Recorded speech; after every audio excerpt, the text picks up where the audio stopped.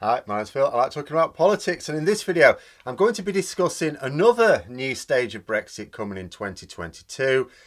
This time, the imminent extra checks and declarations needed for trade with the EU in both directions, really. More red tape, basically, and paperwork that many British businesses are simply not prepared for. But first, if you'd like to be notified of daily news and politics, please subscribe to the channel and click the bell notification icon. So, second of the videos on new Brexit trade barriers emerging for 2022. And I need to keep making the point, I think, that Brexit still hasn't been done yet. We left the EU nearly 2 years ago. We left the single market and customs union nearly a year ago. I mean, it's reasonable to suppose that there isn't anything left to do in terms of cutting off our EU ties. And on the face of it, indeed not. It's perfectly reasonable to suppose for those who are pro-Brexit, anti-Brexit, or just completely neutral, that we had Brexit start proper this year, and we are now in the process of trying to set up our systems to cope, or at least as best we can. But this isn't the case. Although we left the customs union single market at the end of last year, we didn't do so cleanly. It was like being ripped from the EU rather than cut. So there are strands remaining in place that are connecting the UK and the EU that have actually helped a little bit. And in this, I'm going to be talking about trade between Britain and the EU. By the way, Northern Ireland, completely different kettle of fish, and I do talk about that from time to time as well, but it's totally separate. And one of the strands that remained for us was that British companies were able to import from the EU without having to file customs declarations. I mean, technically, they were still supposed to do that. It was still supposed to be completed, but they could defer it for a good long time. But when it came time to actually completing it, no bugger knew how. So I gather HMRC actually turned a bit of a blind eye. Frankly, they haven't got the staff to go chasing after everyone who hadn't sorted their paperwork out. And it's not like those businesses would be able to do the paperwork after the event because they haven't got all the information they'd need to fill it out. Very, very messy.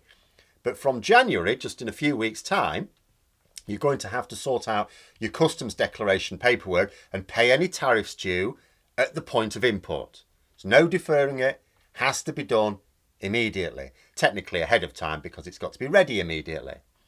And then you'd be thinking to yourself, hang on a minute, pay tariffs? What's that? Hang on.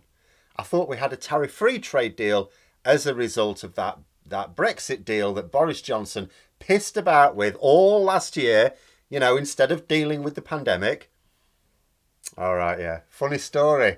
It's not a tariff-free trade deal at all. I know he said it was, but he has been known to exaggerate a little, our Boris. In simple terms, it is tariff-free as long as two conditions are met. First, that the goods meet the rules of origin requirements. So we're talking about, in this case, because we're talking about EU imports, we're talking about goods that would have to be mostly made in the EU from components and raw materials, mostly from the EU or UK. This doesn't apply to all goods. For example, if the item is manufactured in the EU, but it's made from materials or components largely from Asia or Africa or America or anywhere else, then tariffs would be applicable. It's basically to stop easy entryism. You know, for example, a foreign company making products that it wants to sell, let's say in the EU, without tariffs, might manufacture the components and then set up an assembly factory in, say, Britain to put it all together and then sell it to the EU as a British product, tariff-free. No, that's not happening, I'm afraid. And it works both ways, of course. The second condition is that we do not diverge our standards. If there is divergence of standards between the UK and the EU, then the disadvantaged side is allowed to impose tariffs to correct the imbalance, even on goods that would meet rules of origin. So it's not a tariff-free deal. I don't even know what proportion of trade realistically would be tariff-free. What I do know is that in 2021, businesses were largely able to ignore the issue because our authorities weren't ready to insist on all the paperwork being done properly. Not entirely convinced they are now, but they are going to give it a try because officially you have to have that paperwork ready on the 1st of January. But whether or not HMRC is ready for this, the affected businesses seem to be largely unprepared, many of them unaware.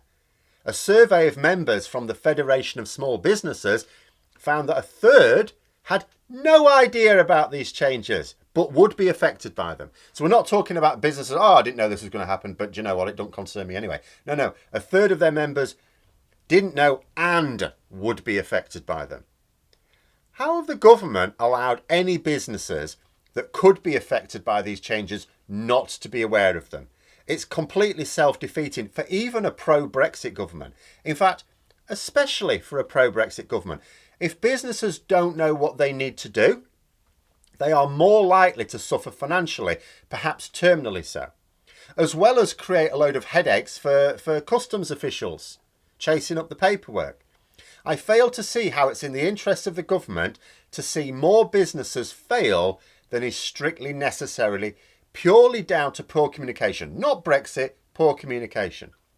And on that score, about a week ago, the previous Shadow Secretary for International Trade, Labour's Emily Thornberry, before she was moved, was pointing out that the government have scrapped a Brexit service, a sort of helpline, designed to help small businesses deal with Brexit red tape.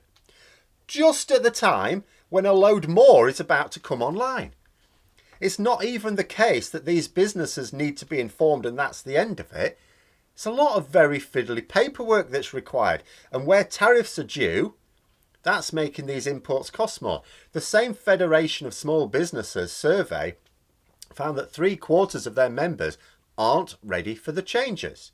So even the ones that are familiar with them, that knew they were coming, aren't ready. So it's clearly not a case of just being informed and quick afternoon to get yourself up to speed.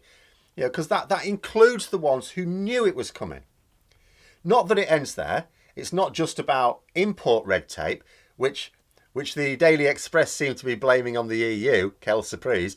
Apparently, we left the EU so that we didn't have to follow any EU rules. But the EU are somehow now still responsible for paperwork that is required by Her Majesty's Customs and Revenue. Always good for a laugh, the Express, if it weren't so serious. But there is also extra paperwork required for export as well. I saw in the Financial Times a report as well that this is all happening at the same time as there's worldwide changes to commodity codes. So that's good, isn't it? So we've got British exporters and importers, after a chaotic period of both COVID and Brexit, have not only got to get up to speed quickly with a new Brexit system in a few weeks, paperwork they didn't have to do in the past, but a system that integrates into a global system that is changing at the same time. That'll be fun. Actually, maybe that will allow the government to blame the inevitable chaos that ensues on those global changes, rather than the fact they didn't bother to tell businesses about the bits of Brexit that they'd been hiding this year. Or maybe we'll just have a repeat of this year. Like 2022 will start off right old shit show, then ministers will blame teething problems. There's this thing, you see. It's all sorted. By the end of the month, we said, it's all sorted now, don't worry about it. Then we'll find out later on that the problems continued into February, and they'll just say, yeah, there were still a few issues then, but it's all sorted now, not to worry. And we'll keep going on. Ministers kept that up for a good 5 or 6 months this year before people got bored of asking them about it. So to go with the biometric checks when entering Schengen areas at some point next year, we're also going to have more customs paperwork to deal with from January. And that'll not just be small businesses, that'll be anyone. But still more.